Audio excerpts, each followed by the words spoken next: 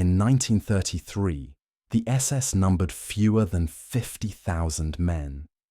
a relatively small paramilitary organization serving primarily as Adolf Hitler's personal bodyguard and security force. These were not extraordinary individuals marked by unusual cruelty or psychopathic tendencies, not men who had demonstrated particular capacity for violence or shown early signs of sadistic personality. They were ordinary Germans, young men from various social classes and backgrounds, some educated and some not, some from cities and some from rural areas, united not by any inherent monstrosity, but by their decision to join an organization that promised them status, purpose, and belonging in a nation struggling to recover from defeat and economic collapse. By 1945, the SS had grown to nearly 1 million men and had become the primary instrument of Nazi genocide, responsible for operating the concentration camp system, commanding the Einsatzgruppen death squads that murdered over 1 million people in mass shootings, administering the final solution that killed 6 million Jews and millions of others deemed unworthy of life. And these crimes were not committed by 1 million psychopaths or sadists, but by ordinary men who'd been systematically transformed through deliberate psychological conditioning into efficient killers, capable of committing atrocities without apparent moral conflict or emotional breakdown. This transformation did not happen by accident, did not emerge spontaneously from some latent capacity for evil that merely needed the right circumstances to express itself. It was engineered deliberately and systematically through a comprehensive program of selection, indoctrination, and conditioning that the SS developed and refined over years of practice. A program designed to break down the normal psychological barriers against killing, to replace individual moral judgment with reflexive obedience to authority, to transform empathy into contempt,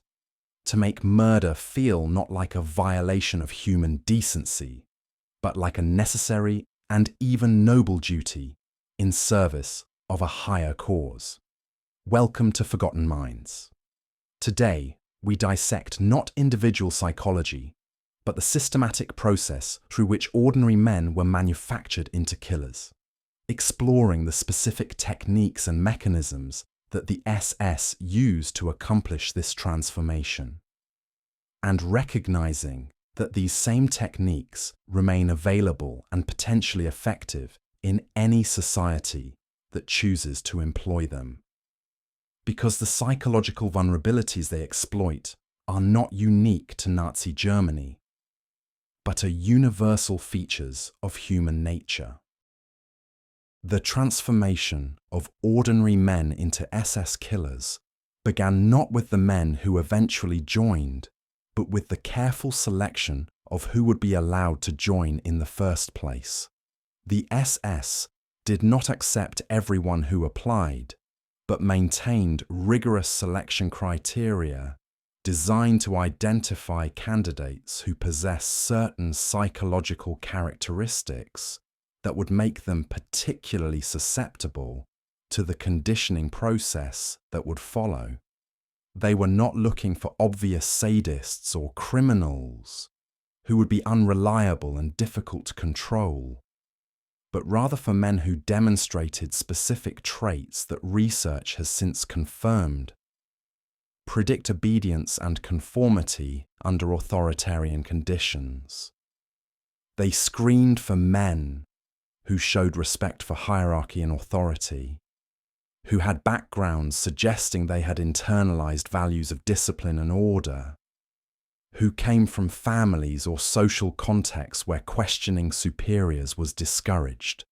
and obedience was treated as virtue. They looked for men who demonstrated what psychologists would now call high social dominance orientation, a personality trait associated with belief in natural hierarchies and comfort with inequality. Men who could easily accept the idea that some human beings are inherently superior to others and therefore entitled to dominate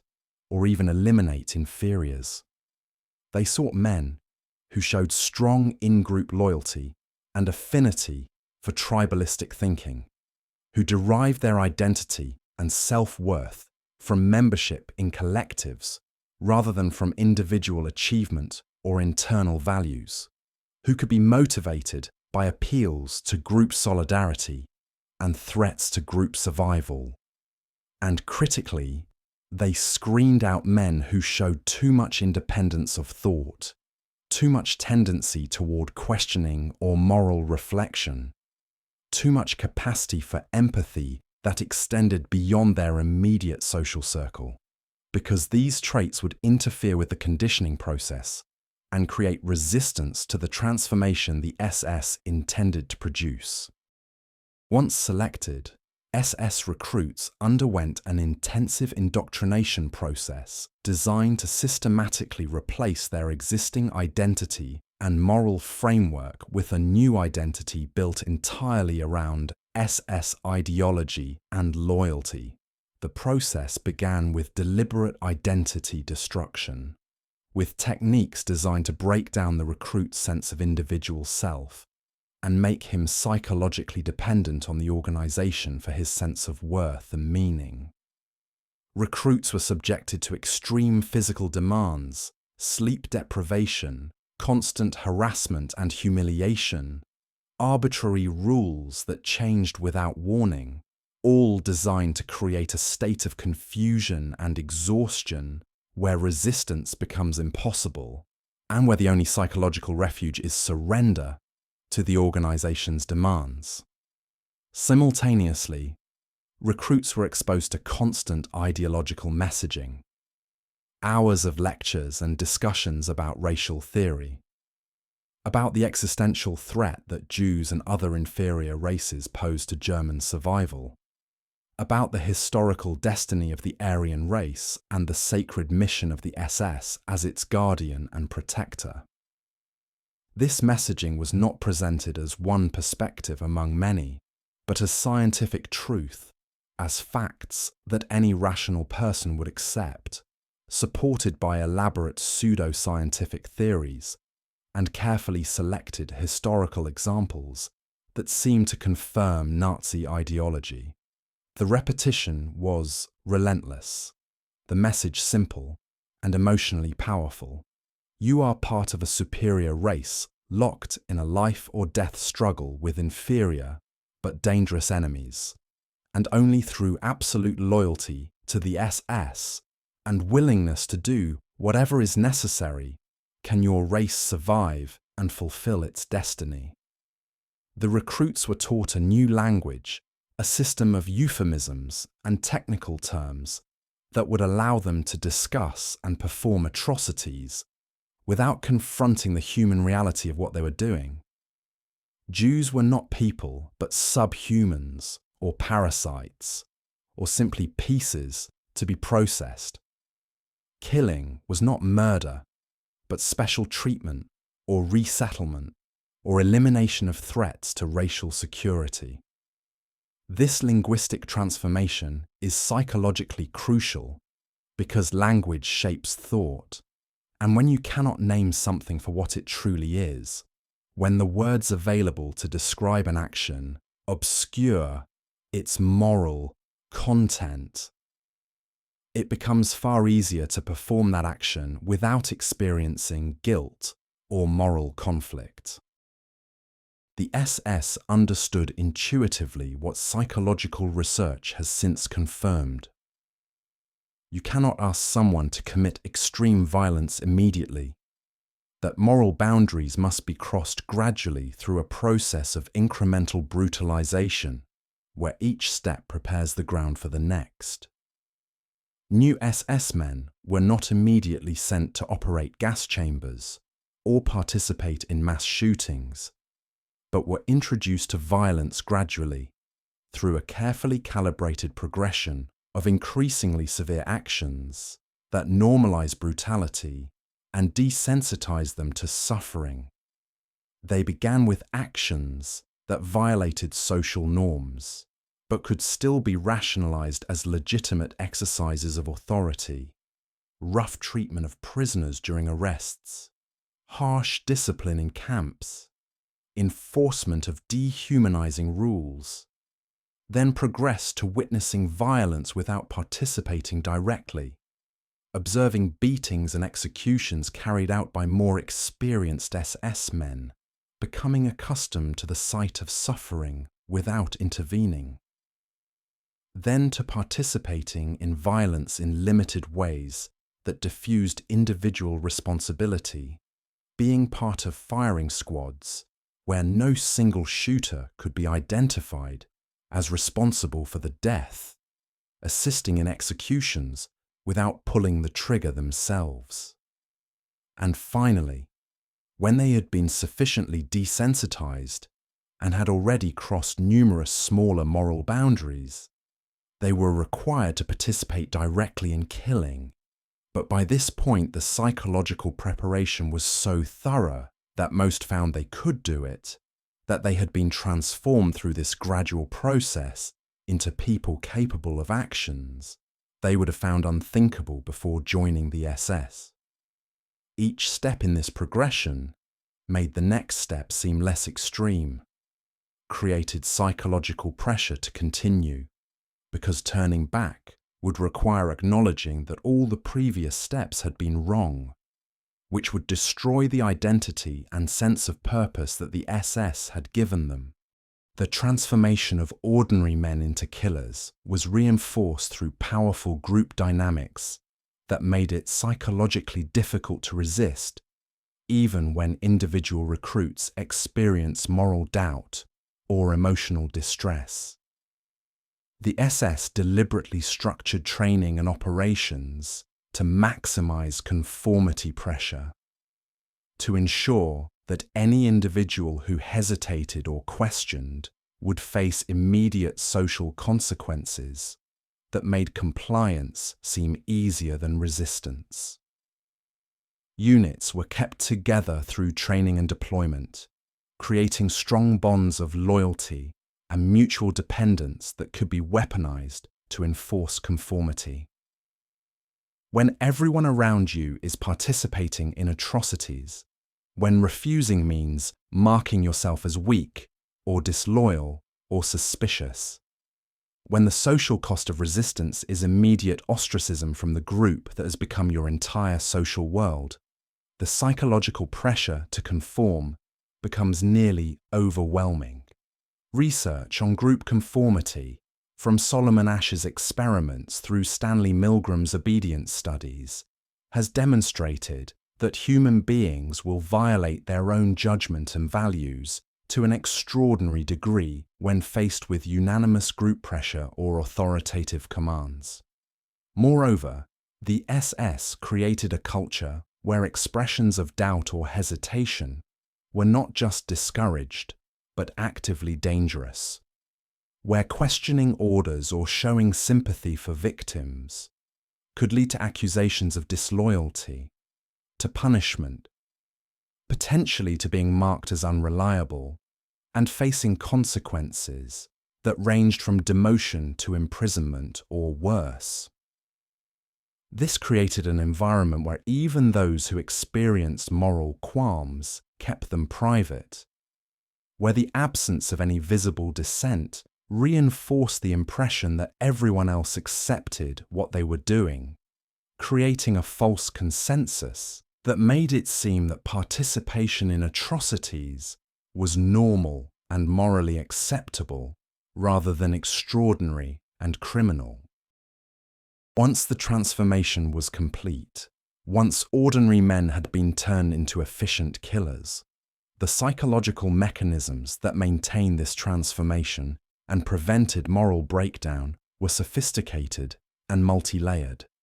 The SS had created in these men a comprehensive system of moral disengagement, a set of cognitive mechanisms that allowed them to commit atrocities while maintaining a self-image as decent, even heroic individuals serving a noble cause.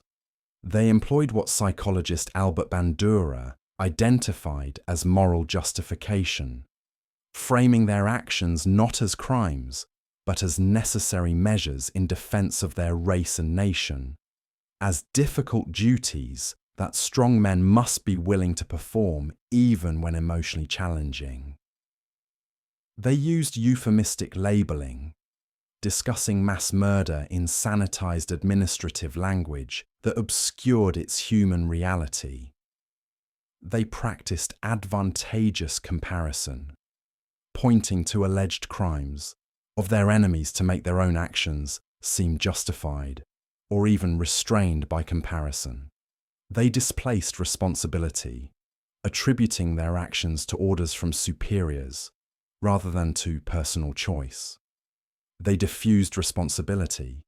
seeing themselves as small parts of a large system where no individual bore full moral weight for outcomes. And most fundamentally, they dehumanized their victims, training themselves to see Jews and other targets not as human beings worthy of moral consideration, but as dangerous subhumans whose elimination was comparable to exterminating vermin. These mechanisms were not natural psychological defenses that emerged spontaneously, but were deliberately taught and reinforced through SS training and culture. Men were trained to suppress empathy, to interpret any feelings of sympathy or moral doubt as weakness or racial treason, to take pride in their to perform difficult tasks without emotional reaction, to see their capacity for violence without guilt as proof of their superiority and dedication to the SS mission. What is perhaps most disturbing about the SS transformation process is that once complete, it appears to have been largely irreversible. That men who had been turned into killers rarely, if ever, fully recovered their original moral frameworks or experienced genuine remorse proportional to their actions. After the war, when the external structures that had supported and commanded their behavior had collapsed, when they faced prosecution and social condemnation,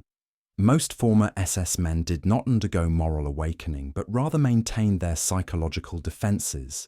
continued to justify their actions through the same mechanisms of moral disengagement they had employed during the war. This permanence suggests that the transformation the SS achieved was not superficial behavioral compliance that would dissolve once external pressure was removed, but rather a deep restructuring of moral cognition and emotional response, a fundamental change in how these men perceived themselves and others and evaluated moral questions. They had internalized the dehumanization of their victims so completely that they could not later reconstruct the empathy and moral concern that would allow genuine remorse. They had externalized moral responsibility so thoroughly to their superiors and to the system they served that they could not reclaim individual moral agency and accountability for their choices. The transformation of ordinary men into SS killers was not magic, not the result of some unique defect in German character or culture, but the application of systematic psychological techniques that exploited universal features of human nature, our susceptibility to authority and conformity pressure, our capacity to dehumanize those we perceive as different or threatening, our tendency to rationalize our actions through ideology and to suppress empathy when it conflicts with group loyalty or personal advancement, our vulnerability to gradual moral erosion that makes each small step toward evil seem less significant than it truly is. What the SS achieved through deliberate engineering can potentially be achieved by any organization that employs similar techniques, that carefully selects for psychological vulnerability, that systematically destroys individual identity and moral judgment, that provides ideological justification for atrocity, that uses graduated brutalization to normalize violence, that creates social structures where conformity is enforced through ostracism and punishment. The mechanisms they exploited remain present in human psychology, waiting to be activated by the right combination of selection, conditioning, and circumstance. The lesson of the SS transformation is not that human beings are inherently evil or inevitably corruptible, but rather that we are vulnerable, that under the right conditions, most of us could potentially be led down the same path. That protecting against this possibility requires not just individual moral strength, but collective vigilance, institutional safeguards that prevent the creation of organizations designed to manufacture killers, cultural values that prioritize individual moral responsibility over obedience to authority, educational systems that teach critical thinking rather than conformity, and constant awareness of the warning signs that precede atrocity. This has been forgotten minds. Remember that monsters are not born but made, that the transformation from ordinary person to killer requires systematic process, and that recognizing the techniques of that process is the first step toward ensuring they cannot be employed again. Until next time, stay vigilant.